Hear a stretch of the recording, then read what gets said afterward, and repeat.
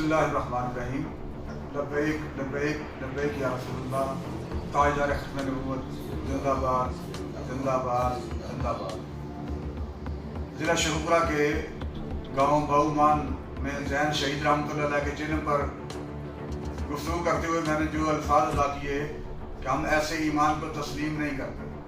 اس کا مقصد یہ تھا کہ جو بھی کوئی قادیانی اسلام قبول کرے تو لازم ہے کہ وہ مرزا قادیانی پر لعنت کرے اور کلمہ پڑھے. اگر وہ ایسا نہیں کرتا تو ہم ایسے اسلام کو تسلیم نہیں کرتے. ان الفاظ ظاہری کے اوپر اراکین شورا نے میری توجہ اس طرح دلوائی. گو کہ اس میں تعویلات بہت ہیں.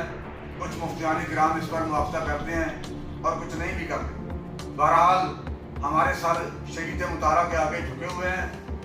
ہمیں کروڑوں بار اللہ کے حضور توبہ کرنے میں اور تجدید ایمان کرنے میں کوئی عار نہیں ہے. لا الہ الا اللہ محمد رسول اللہ.